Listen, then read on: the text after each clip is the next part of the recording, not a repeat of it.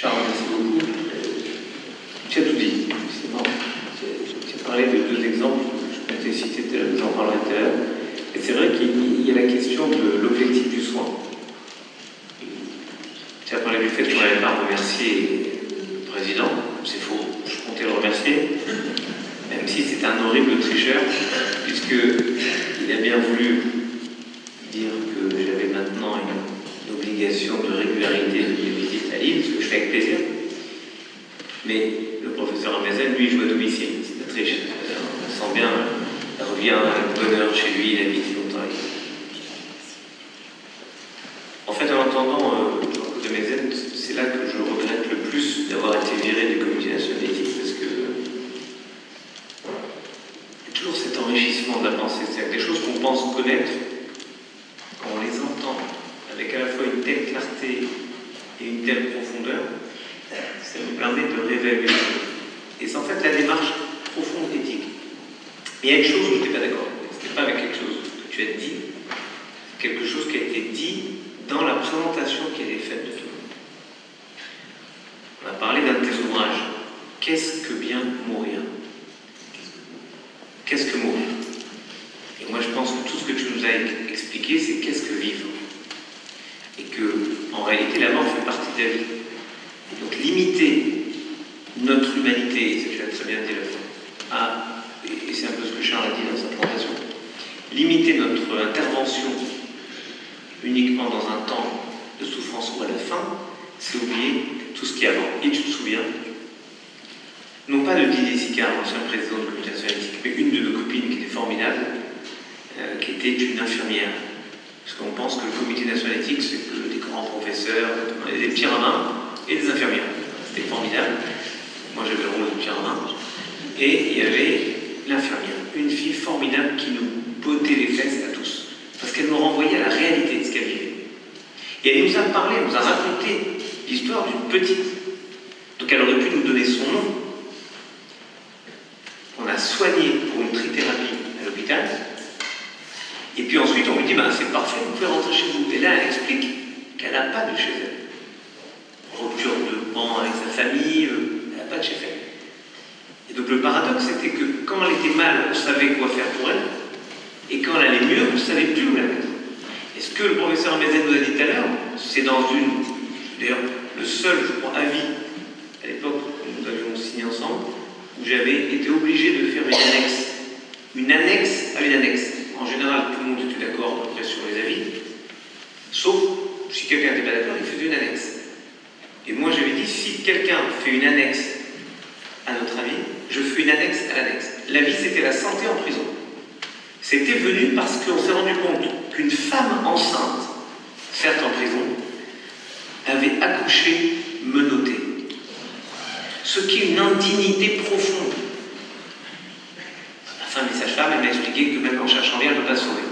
Ou alors c'est la fille dans Kill Bill, et encore, je ne vois pas comment. Elle a accouché menottée, fin de la vie. Et on se rend compte effectivement qu'un quart de la population carcérale aurait sa place en hôpital psychiatrique. C'est ça le chiffre. Donc c'est un problème. C'est un problème lourd. Et donc on réfléchit sur la santé en prison. Mais à un moment, je pose la question, on peut maintenant, attendez, pourquoi on les enferme? Ils ont du psoriasis parce qu'on les enferme. Leur vue diminue parce qu'on les enferme. Ils sont, les trois quarts de leur maladie viennent du fait qu'ils sont enfermés. Oui, il y a quelques maladies qui sont maladies de la vie. Mais une partie de leur déficience physique vient du fait qu'on les enferme. Alors, pourquoi on les enferme? Un des membres dit, c'est pas notre affaire. Notre truc, c'est science et vie. C'est ça, hein? La vie, éthique et vie, point barre. C'est pas notre objectif, si, c'est notre objectif. Donc il fait une annexe, il impose de faire une annexe pour dire ce n'est pas notre job. En gros, il dit, alors je suis opposé, je dirais que je m'en lave les mains, mais je n'ai pas osé le dire, mais je l'ai pensé fort.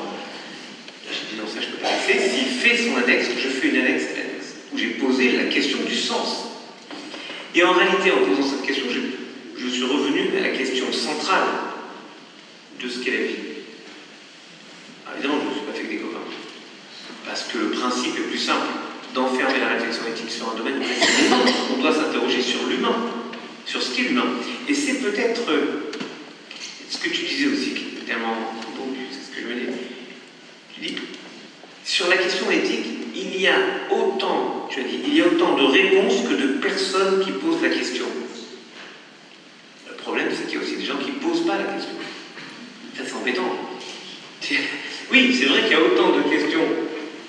Quelqu'un demande qu'est-ce que l'éthique? C'est formidable, il s'intéresse déjà à ça. Mais celui qui ne s'intéresse pas, et qui pense que c'est comme ça, hein. Mais pourquoi? Mieux que ça, comment on dit la langue française, qui est toujours remarquablement faite, sauf une expression, une en tout cas, clairement. Je fais quelque chose sans état d'âme.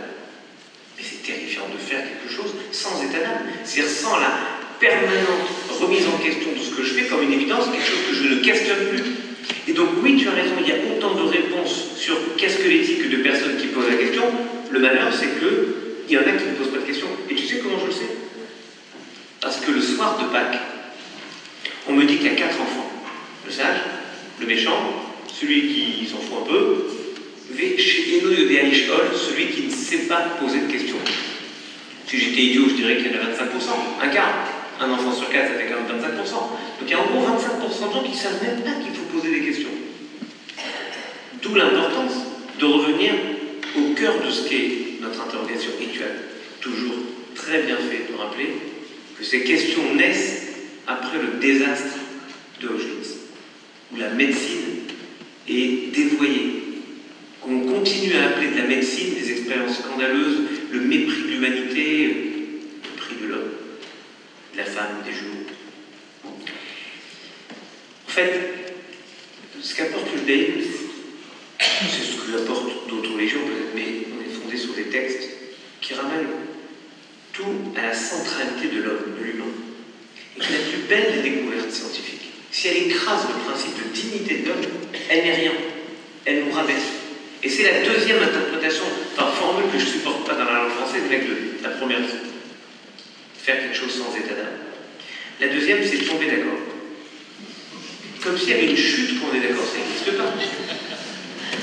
Tomber d'accord, c'est quand je discute avec ma femme, à la fin je tombe d'accord. Je laisse tomber, je suis d'accord.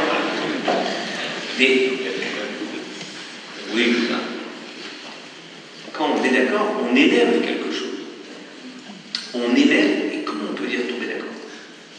J'ai eu la réponse par une petite fille de 7 ans. Un jour, je dis ça. J'étais à Metz, dans l'est de la France, ça c'est sûr. Et je dis ça à Strasbourg. J'étais à Strasbourg. Et je dis ça, et il y a une petite fille de 7 ans qui dit, moi je sais pourquoi. Ah ouais, ma petite, dis-moi. Elle me dit, parce que quand on tombe d'accord, elle a 7 ans, je suis sûr. Après, je vais lui parler. Je me suis dit, c'est Jeanne d'Arc, c'est vraiment. En fait, là, elle me dit, quand on est d'accord avec quelqu'un, on descend pour l'écouter. Moi, j'ai traduit dans ma tête. On descend du piédestal de nos vérités.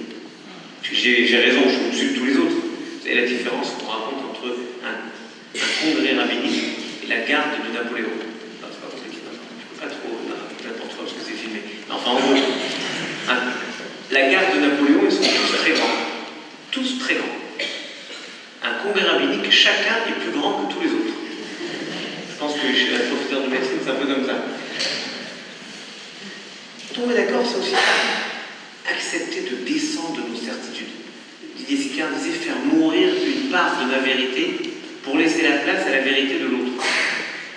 Mais il n'empêche que quand on est dans la centralité de l'homme, on défend la dignité humaine, quelle qu'elle soit.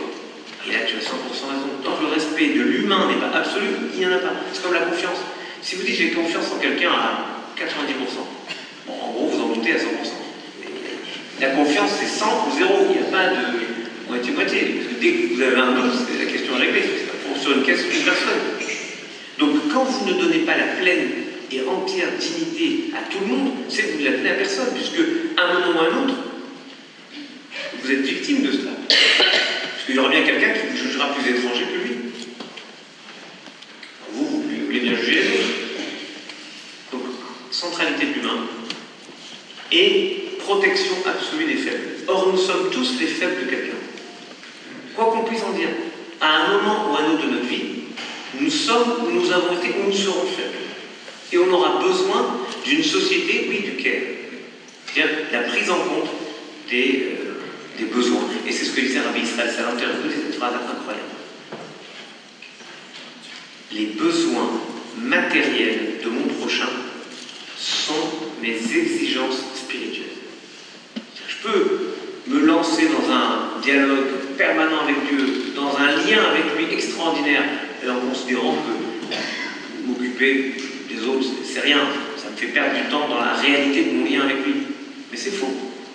Ce sont les besoins matériels de mon prochain qui sont mes exigences spirituelles. M'en occuper, c'est améliorer mon lien avec Dieu. Et ça passe par le respect absolu de chacun et de chacune. Ça passe par le respect absolu de la vie. La vie qui est la même, dans la même dignité, d'un bout à l'autre, sans crescendo. Et on peut même dire un peu avant et un peu après. On voit bien comment dans nos sociétés, on n'accepte pas le mépris d'un corps de quelqu'un qui est mort. Bon, mais non. Il y a ce respect absolu, sans crescendo puis décrescendo. Parce que si on accepte l'idée d'un crescendo et un décrescendo, à partir de quand le décrescendo commence? Dès que vous acceptez l'idée d'un décrescendo, c'est-à-dire il y a un peu moins de dignité, qu'on n'a plus la conscience, alors on va dire quoi? On ne produit plus. Donc dès qu'on ne travaille plus, on ne produit plus, on est moins. Mais nous, le Shabbat nous apprend l'inverse. Nous, le Shabbat nous dit 6 jours tu travailles, le 7e tu ne travailles pas, et le 7e tu as autant de dignité que les autres jours. Tu ne produis rien, tu ne crées rien, tu n'appliques rien. Tu es juste toi. Et mieux, pas toi augmenter en ayant des téléphones, des iPads, des ordinateurs, des voitures, des machins qui te permettent d'aller très loin, de parler très loin, d'agir très fort, très vite. Tu ne parles qu'à ceux à qui tu peux parler. Tu ne marches que là où tes pieds te mènent. Tu retrouves une humanité normale, limitée, finie. Et ta dignité est pleine et entière de la même façon.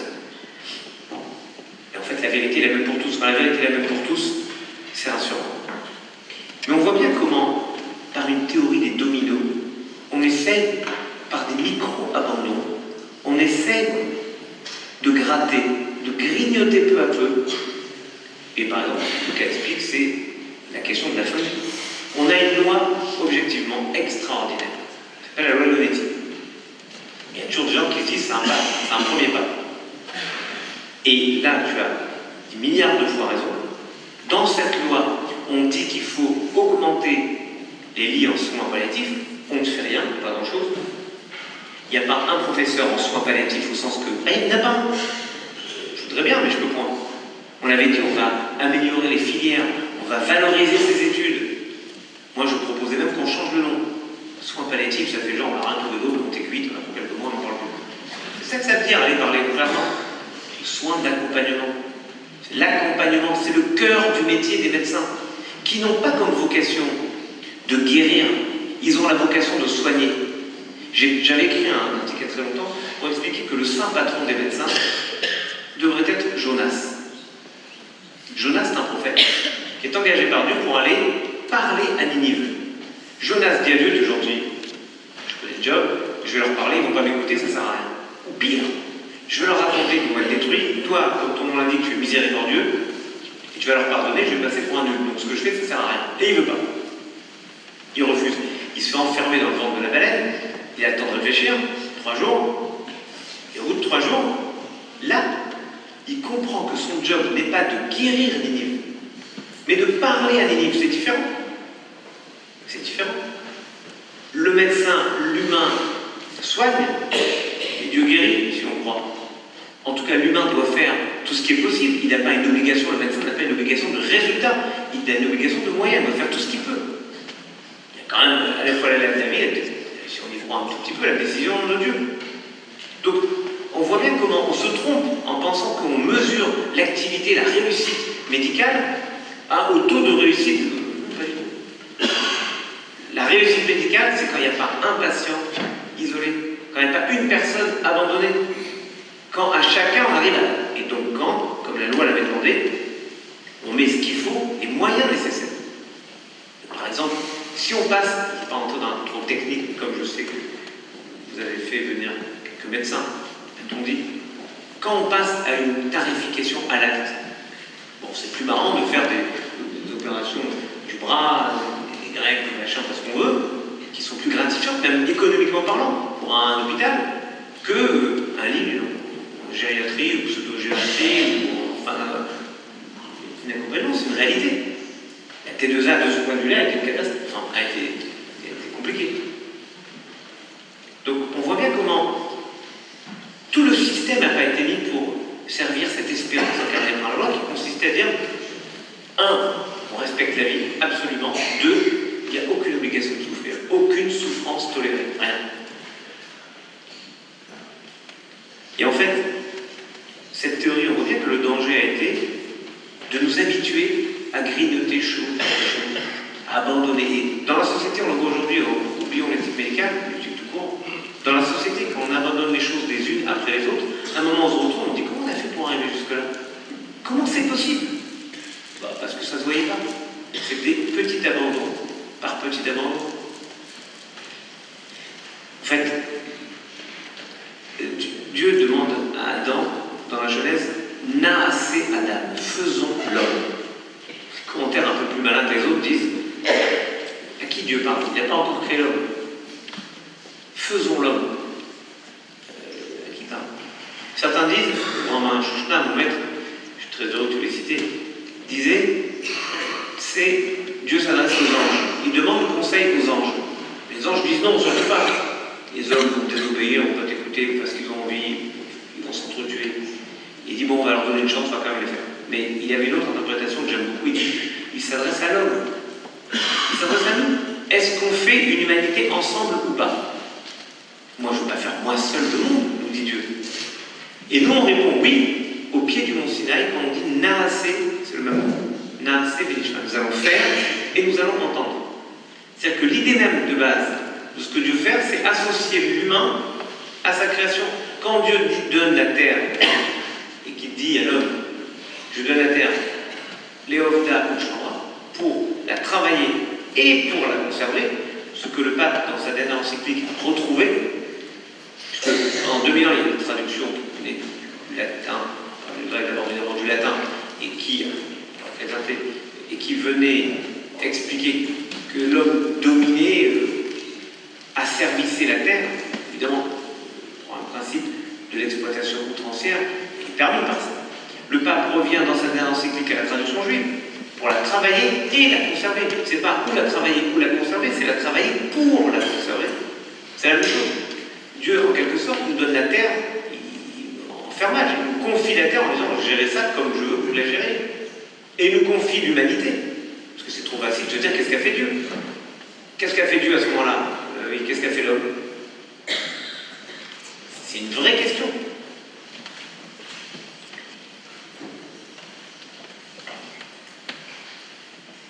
Alors on a des règles qui sont des règles humaines, profondément humaines, mais basées sur des commandements divins, qui nous disent tu respecteras les gens.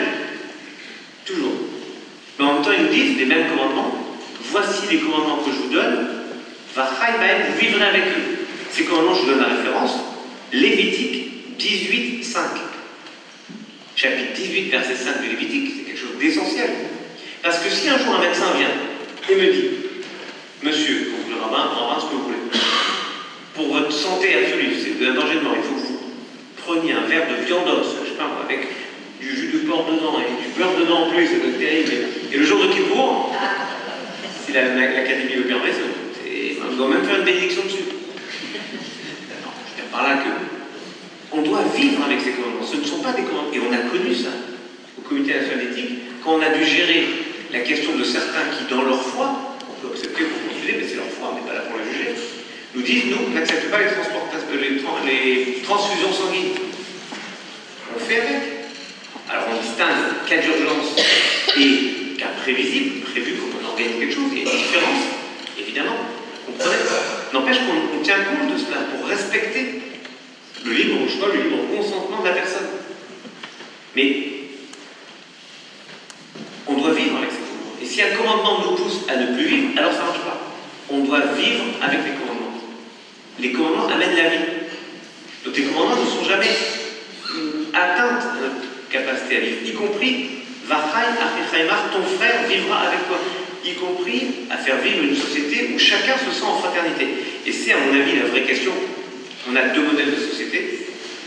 Celui de Caïn, qui lorsqu'il tue Abel, soit consciemment il tue Abel, soit par silence quand Abel est atteint. Quand Abel, aujourd'hui c'est quoi? Abel est seul, Abel est abandonné, Abel crie, personne ne l'entend, comme Joseph qui avait été vendu par ses frères. Et qu'est-ce que répond Caïn à Dieu qui l'interpelle? Où est ton frère? Qui a marqué la poste, il dit, je ne suis pas le gardien de mon frère. Je ne suis pas le gardien de mon frère.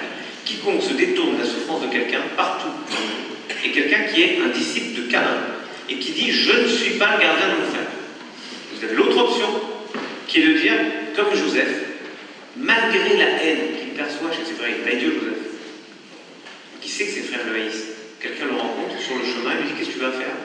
Et achai anochi mevakesh. Ce sont mes frères que je cherche. C'est-à-dire, je cherche la fraternité qu'il y a. Ils peuvent me haïr, ils peuvent ne pas être comme moi, penser comme moi, peu importe. Je vais m'en faire des frères. Parce que je vais partager du chemin avec eux. Et ça, c'est une question, je trouve, fondamentale. En fait, la fraternité amène à la question de l'amour. Alors, ça peut paraître un peu normal. Normalement, il va parler d'amour, aimez-vous les uns les autres. Oui. Mais en fait, c'est le cœur de ce que toutes les religions proposent comme interrogation. Comment je peux faire pour avoir de l'amour, c'est-à-dire du respect, avoir cette recherche de lien avec l'autre? En fait, j'ai commencé par là, je vais conclure par là pour laisser la place aux questions. L'éthique, et c'est une grande erreur de beaucoup, et y compris certains qui t'attaquent. Je vais vous dire pourquoi on l'attaque. Parce que je ne suis plus commissaire sur l'éthique, mais j'ai suivi quand même, je suis beaucoup leur production. Certains disent oui, vous avez dit ça, un avis 94, vous dites ça, et puis un avis, vous dites l'inverse, vous savez plus ce que vous racontez. Et puis, tu leur as fait faire un même avis, deux fois différent, c'était comme des fous, mais il a raison. Heureusement que ça marche comme ça. Parce que l'éthique, ce n'est pas des réponses. D'abord parce que les réponses tiennent compte de la réalité, du contexte. Qu'est-ce que ça veut dire le contexte? Ça veut dire que, selon celui qui pose la question, celui sur qui la question est posée, le moment, l'endroit, plein de vérités différentes. Si on considère qu'une réponse est donnée et elle est définitive, c'est pas d'éthique, c'est de la loi. L'éthique, vous savez ce que c'est? C'est le doute. J'oserais dire, dubitur ergo Deus est. Je doute, donc Dieu existe. C'est pas moi qui l'ai dit. Pascal définit ça comme ça. Dubitur ergo Deus est. Ça veut dire qu'en fait, qu'est-ce que c'est l'éthique? C'est important, c'est se poser des questions. Non pas avoir des réponses sur chaque question, mais avoir des questions sur chaque vérité qui nous semble inquestionnable. Je ne sais pas si vous vous rappelez le drame moral, cette chute morale de la prison d'Abu Ghraib. En Afghanistan, les Américains reprennent une prison, et puis ça devient un lieu sans règles, sans loi, l'écrasement, l'intimité. Et un psychiatre militaire, qui s'appelle le professeur Patrick Clairvoy, a écrit un bouquin qui s'appelle L'effet Lucifer. Comment un homme devient le diable pour quelqu'un d'autre. Comment c'est possible? Et il dit, ce qui s'est passé à la prison d'Abu Ghraib peut arriver dans n'importe quelle armée du monde, mais ça arrivera certainement dans les armées qui prétendent que ça n'arrivera pas chez elles. Ça veut dire que si vous vous dites ça peut arriver chez moi, alors vous prenez des mesures, vous questionnez comment je fais pour que ça n'arrive pas. Mais si vous vous dites que ça n'arrive pas chez moi, il faut être sûr que ça arrivera. Parce que quand ça commencera, quand les pogroms commenceront à poindre, alors vous nierez la réalité. Et votre seule solution, ça sera d'y aller. Parce que sinon, vous allez lutter contre quelque chose qui n'existe pas chez vous. C'est pas possible. Je vois bien, quand par exemple on lutte contre le suicide dans certaines catégories socio-professionnelles, si l'institution nie le suicide, elle ne peut pas mettre en place des politiques de lutte contre le phénomène, puisqu'on ne peut pas lutter contre quelque chose qui n'existe pas. Donc vous voyez bien que c'est le questionnement qui est la réponse, ou plutôt, c'est le questionnement qui est le chemin. Et on voit bien comment on appelle un sage dans le judaïsme. Jean-Claude, comment on appelle un sage? Un amézène, mais à part ça. Non. Un sage dans le judaïsme, tout le monde vous dira qu'on appelle en hébreu un chacham. Eh bien, pas du tout. Pas du tout. Le sage en hébreu, c'est Talmid Chacham, l'élève sachant. C'est un sachant qui accepte d'apprendre encore, qui accepte de se questionner, qui accepte d'apprendre une vérité d'une petite fille de 7 ans, qui accepte, comme le dit les Maximes des Pères, Ezemo Chacham, quel est le sage? Alomed Mikol Adam, celui qui apprend de toute personne. Parce que si vous n'acceptez pas d'apprendre de quelqu'un, si vous pensez tout savoir, vous êtes fini, c'est la fin.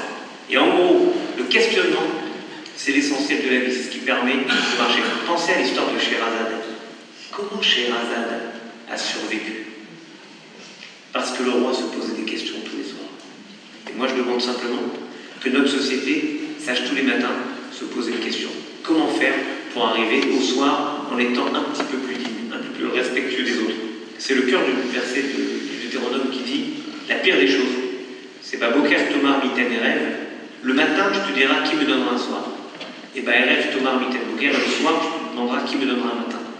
Je pense que ce questionnement permanent sur notre capacité à faire un nouveau jour, c'est la réponse à ce qui est marqué dans les psaumes, que Dieu, et Mechadesh Bechol Yom Tamid Maaseh Bereshit, l'Éternel, renouvelle tous les jours la création du monde.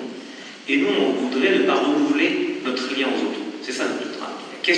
Le questionnement éthique, c'est comment tous les jours renouveler notre capacité à créer la fraternité. Le chemin est long.